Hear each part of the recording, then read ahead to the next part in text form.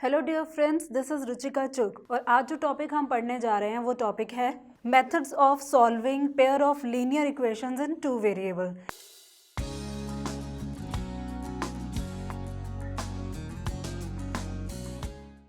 ये तो हमने अपने पिछले वीडियो में भी पढ़ा था, लेकिन वो मेथड था ग्राफिकल मेथड। और आज हम नंबर 2 मेथड डिस्कस करने जा रहे हैं। वो मेथड क्या है? Algebraic method of solving pair of linear equation in two variable. पहला मेथड था हमारा ग्राफिकल, ये हमारा सेकंड मेथड है। इस मेथड के अंदर भी वेरियस मेथड आते हैं, तो उन वेरियस मेथड में पहला मेथड क्या है वो अभी हम डिस्कस करेंगे। वो मेथड है सब्स्टिट्यूशन मेथड। इस मेथड में वेरियस स्टेप्स हैं, पहले उनको डिस्कस कर लेते हैं, फिर हम इनके ऊपर क्वेश्चंस को सॉल्व करेंगे। पहला स्टेप है find the value of one variable in terms of other variable from one of the equation. मतलब क्या? मतलब हमारा जो क्वेश्चन होगा उसमें लीनियर इक्वेशंस होंगी, दो लीनियर इक्वेशन होंगी दो वेरिएबल के लिए। हमें क्या करना है, पहली इक्वेशन लेके उसमें से दो वेरिएबल में से एक वेरिएबल को LHS में ही रहने देना है और दूसरे वेरिएबल को हम RHS में ले जाएंगे, जिससे हमारी इक्वेशन कन्वर्ट हो जाएगी वन वेरिएबल के फॉर्म में। और उसकी वैल्यू जो हमारी निकलेगी, हम क्या करेंगे, उस वैल्यू को सेकेंड इक्वेशन में क्या कर देंगे, सब्स्टिट्यूट कर देंगे इन स्टेप नंबर 2। अगर एक मैं छोटा सा एग्जाम्पल लूँ दो लीनियर इक्वेशन का, तो वो कैसे दिखेगा वो डिस्कस करते हैं। सपोज हमारे पास कोई इक्वेशन है 2x plus Y is equal to 8। मैंने रैंडमली कोई इक्वेशन उठा ली है, हमारे पास दो इक्वेशन होनी चाहिए। एक और इक्वेशन हम एज्यूम कर लेते हैं 4x plus 3y is equal to 48। Suppose हमारे पास ये दो लीनियर इक्वेशन है जहाँ पे दो वेरिएबल हमें दिख रहे हैं। हमें क्या करना है, स्टेप नंबर 1 में जैसा बोला गया है, find the value of one variable in terms of other variable. यहाँ पे हम क्या करेंगे, एक वेरिएबल को LHS में रहने देंगे, दूसरे वेरिएबल को RHS में ले जाएंगे। वहाँ पर हमारी मर्जी रहेगी कौन सा हमने LHS में रहने देना है और कौन सा हमने RHS में रहने देना है। सपोज मैं y को यहाँ पे LHS में रहने देती हूँ, तो 2x हम क्या करेंगे, RHS में ले जाएंगे। तो ये हमें कुछ इस तरह से दिखेगा, y is equal to 8 minus 2x। ये कौन बता रहा है? ये स्टेप नंबर 1 बता रहा है। स्टेप नंबर 2 हमें क्या कह रहा है, सब्स्टिट्यूट दिस वैल्यू। ये जो हमें वैल्यू आई है इस वेरिएबल की, उसको हमने क्या करना है, दूसरी इक्वेशन में पुट कर देना। तो अगर मैं दूसरी इक्वेशन में पुट करूँ किसको, y को, तो वो किस तरह से दिखेगा, 4x प्लस 3। y की जगह हम क्या रखेंगे, जो y की वैल्यू हमें फर्स्ट इक्वेशन से मिली है वो क्या है, 8 माइनस 2x। ब्रैकेट लगाएंगे, लिखेंगे y की जगह 8 minus 2x is equal to 48। तो अब आप ध्यान से देखो, ये जो हमारी इक्वेशन नहीं बनी है इसमें सिर्फ एक ही वेरिएबल दिखाई दे रहा है। तो हमने स्टेप नंबर 2 में सब्स्टिट्यूट करके क्या किया, हमने सब्स्टिट्यूट करके जो हमारी इक्वेशन है उसको रिड्यूस किया वन वेरिएबल में। अब ये जो वन वेरिएबल में हमारी इक्वेशन बनेगी, वहाँ पर उसको सॉल्व करके हम x की कोई वैल्यू निकाल लेंगे। तो जो x की वैल्यू निकलेगी उसको हम ये पिछले रिड्यूसेबल फॉर्म में जो हमें वैल्यू मिली है, जो इक्वेशन मिली है, वहाँ अगर रख देंगे तो हमें y की वैल्यू मिल जाएगी। तो इस तरह से करके हम इजीली वैल्यूज़ निकाल सकते हैं। लेकिन जब हम निकालेंगे तो ऐसे क्वेश्चन में 3 केसेस बनते हैं। वो केसेस क्या हैं, पहले वो स्टडी करते हैं, फिर इसके ऊपर क्वेश्चन को सॉल्व करेंगे। वो 3 केसेस क्या हैं वो देखते हैं। केस नंबर 1, हम जब ये सॉल्व करके जो हमें मिल रहा है वहाँ पे हमारे पास ये 3 केसेस बन रहे हैं। उसमें पहला केस है वो डिस्कस करते हैं। हमने क्या किया, फर्स्ट इक्वेशन है, हमने उसमें एक वेरिएबल को LHS में रहने दिया, दूसरे वेरिएबल को वहाँ ले गए। तो ऐसा करते हुए हमें ये 3 सिचुएशन मिलेगी, जिसमें पहली सिचुएशन क्या है, if we get a true equality which is dependent of the variable. इसका क्या मतलब हुआ कि हमें कोई इक्वालिटी मिल रही है जो वेरिएबल से डिपेंडेंट है, मतलब जो वेरिएबल के साथ है। मतलब सॉल्व करते हुए हमें कहीं पर, सपोज अगर y के लिए हम सॉल्व कर रहे हैं तो y की वैल्यू हमें कोई मिल जाती है सपोज 4। अगर हमें कुछ ऐसा मिल जाता है, ट्रू इक्वालिटी मिलती है वेरिएबल के साथ, तो ऐसे क्वेश्चन का हमें हमेशा मिलेगा यूनिक सॉल्यूशन। मतलब ऐसी लीनियर पेयर ऑफ इक्वेशन को हम सॉल्व कर सकते हैं और वो हमें देगा यूनिक सॉल्यूशन। बट कई बार क्या होता है, हमें ट्रू इक्वालिटी मिलती है लेकिन वो वेरिएबल के साथ नहीं, वेरिएबल से अलग मिलती है, जिसे हम बोलते हैं इंडिपेंडेंट ऑफ वेरिएबल। मतलब ट्रू इक्वालिटी है लेकिन वेरिएबल वहाँ पर नहीं है। सॉल्व करते करते सपोज आपको एक पॉइंट पे मिल जाता है 4 = 4, इक्वालिटी तो है लेकिन वेरिएबल नहीं है। अगर सॉल्व करते करते आपके पास कुछ ऐसा आ जाता है तो उस केस में हम डिक्लेयर कर देंगे कि वहाँ पर क्या है, इनफाइनाइट मैनी सॉल्यूशंस हैं। लेकिन एक केस ऐसा आता है कि आपको इक्वालिटी मिलती नहीं है, मतलब आपकी इक्वालिटी क्या हो जाती है, फॉल्स इक्वालिटी हो जाती है और वेरिएबल भी आपको नहीं मिलता। मतलब कि क्या होगा, वो इंडिपेंडेंट वेरिएबल होगा। सपोज मैं कोई एग्जांपल लेती हूँ, 6 = 4। अब ये इक्वालिटी तो फॉल्स है, तो इस केस में हम वहाँ डिक्लेयर कर देंगे कि वहाँ पर लीनियर इक्वेशंस जो हमें पेयर में मिल रही हैं उनका कोई सॉल्यूशन नहीं है। एक बार मैं रिपीट करूँ, हमने क्या किया, स्टेप नंबर 1 और 2 को फॉलो किया। 1 और 2 को फॉलो करने के बाद अगर इक्वालिटी वेरिएबल के साथ है तो हमें मिलेगा यूनिक सॉल्यूशन, अगर इक्वालिटी वेरिएबल के बिना है तो हमें मिलेगा इनफाइनाइट मैनी सॉल्यूशन। अगर इक्वालिटी गलत है तो उस केस में हम बोल देंगे कि वहाँ पे कोई सॉल्यूशन नहीं मिल रहा। अब ये केसेस को हम डिफरेंट एग्जाम्पल के साथ स्टडी करते हैं। तो ये है हमारा एग्जाम्पल 1। एग्जाम्पल 1 में क्या है, solve the following pair of linear equation by substitution method. वही मेथड जो हम डिस्कस कर रहे हैं, वही स्टेप 1 और 2 करेंगे। बीच में केसेस को चेक करेंगे कि हमें कैसी इक्वालिटी मिल रही है, कैसी इक्वालिटी नहीं मिल रही है। तो फर्स्ट इक्वेशन आप यहाँ पे देख सकते हैं, वो है 2x - y = 1। सेकेंड इक्वेशन है 4x + 3y = 27। तो सबसे पहले हम स्टेप नंबर 1 फॉलो करते हैं। स्टेप नंबर 1 कहता है कि हम दोनों वेरिएबल में से एक वेरिएबल को चूज करेंगे, वो LHS में रहने देंगे, दूसरे वेरिएबल को RHS में ले जाएंगे। तो स्टार्ट करते हैं।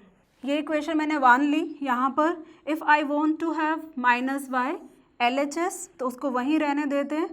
RHS में 1 हमारे पास पहले से ही है और LHS का जो x वाला वेरिएबल है वो हम राइट हैंड साइड ले जाते हैं। तो 2x वहाँ जाके हो जाएगा -2x। अब यहाँ पे -y है, अगर मुझे यहाँ पे +y चाहिए, अगर साइन चेंज करना है तो राइट हैंड साइड का भी साइन चेंज करना होगा। 1 का हो जाएगा -1 और -2x का हो जाएगा +2x। हमने यहाँ क्या किया, स्टेप नंबर 1 को फॉलो किया। अब स्टेप नंबर 1 के बाद हमें स्टेप नंबर 2 में क्या करना है, जो हमें वेरिएबल की वैल्यू मिली है यहाँ पे उसको हम दूसरी इक्वेशन में पुट कर देंगे। तो वहाँ क्या मिलेगा, दूसरी इक्वेशन है हमारी 4x। यहाँ पे y की वैल्यू है, x की वैल्यू नहीं है, तो x को हम एज इट इज़ ले लेंगे +3। y की वैल्यू क्या है, -1 + 2x, तो y की जगह रखेंगे -1 + 2x = 27। ये हुआ स्टेप नंबर 2। स्टेप नंबर 2 को फर्दर सॉल्व करेंगे और वो तीनों केसेस का कोई केस हमारे सामने आएगा। चेक करते हैं कौन सा केस आता है, उससे पहले हमें सॉल्व करना होगा। सॉल्व करते हैं। 4x + 3 × -1 हो जाएगा -3 + 3 × 2x हो जाएगा +6x = 27। फर्दर सॉल्व करें। 4x and 6x हो जाएगा 10x -3 = 27। 10x = 27। जब ये -3 वहाँ जाएगा तो ये हो जाएगा +3। 10x = 30। x = 30, ये 10 वहाँ जाके हो जाएगा डिवाइड एंड 30/10 हमें देगा 3। तो यहाँ पर केस कौन सा है, यहाँ पे केस 1 है, हमें इक्वालिटी ट्रू मिल रही है, डिपेंडेंट ऑफ वेरिएबल मिल रही है। मतलब इस क्वेश्चन का लीनियर इक्वेशन है 2 वेरिएबल में जो 2 इक्वेशन हमें मिल रही है, ये हमें यूनिक सॉल्यूशन देने वाली है, जहाँ पे x की वैल्यू आ चुकी है 3। अब इस x की वैल्यू को हम जो पुरानी इक्वेशन हमने बनाई थी उसमें पुट करेंगे, जिससे हमें y की वैल्यू भी मिल जाएगी। तो हमारे पास y क्या है, y = -1 + 2x, तो ये हो जाएगा y = -1 + 2 और x की जगह वो वैल्यू रखेंगे जो हमें x की वैल्यू मिली है, जो हमें मिली है 3। y = -1 + 2 × 3 हमें मिलेगा यहाँ पे 6। y = -1 + 6 हमें देगा 5। तो यहाँ पे इस एग्जाम्पल के दो इक्वेशन के हमें यूनिक सॉल्यूशन मिल चुके हैं, जहाँ पे x की वैल्यू आ चुकी है 3 और y की वैल्यू आ चुकी है 5। ये था हमारा केस 1 का एक एग्जाम्पल। आगे कुछ और एग्जाम्पल में स्टडी करते हैं कि केस 2 एंड 3 कैसे दिखेंगे। ये है हमारा एग्जाम्पल 2। फिर से हमारे पास दो लीनियर इक्वेशन है, दो वेरिएबल में है और इसे भी सॉल्व करना है सब्स्टिट्यूशन मेथड में। फिर से हम क्या करेंगे, स्टेप नंबर 1 और स्टेप नंबर 2 को फॉलो करेंगे और आगे चेक करेंगे कि कौन सा केस हमारे सामने आ रहा है, 1 आ रहा है, 2 आ रहा है या 3 आ रहा है, और उसके अकॉर्डिंगली हम अपने रिजल्ट को, अपने आंसर को डिक्लेयर करेंगे। स्टार्ट करते हैं same method, step number 1 and step number 2।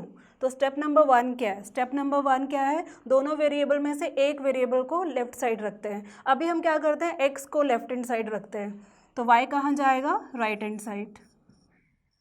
Right hand side में हमारे पास पहले से ही -10 है, -y जब राइट में जाएगा तो बन जाएगा +y। लेकिन हमें वेरिएबल चाहिए, वेरिएबल के साथ कोई नंबर नहीं होना चाहिए। इनकेस कोई नंबर है तो वो भी राइट हैंड साइड शिफ्ट हो जाएगा।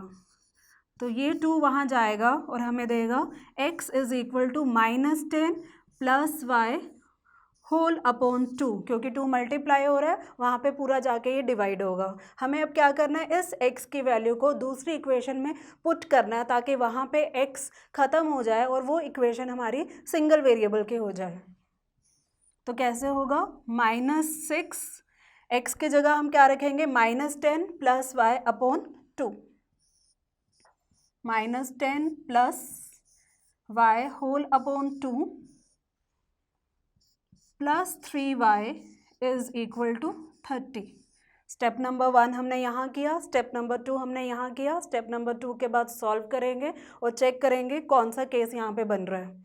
तो यहाँ पे हम ये 2 एंड 3 कैंसिल कर सकते हैं, ये बन जाएगा -3। इस -3 को पूरी ब्रैकेट से मल्टीप्लाई करेंगे तो हमें मिलेगा -3 इंटू -10 बन जाएगा +30, -3 इंटू +y हमें देगा -3y + 3y is equal to 30।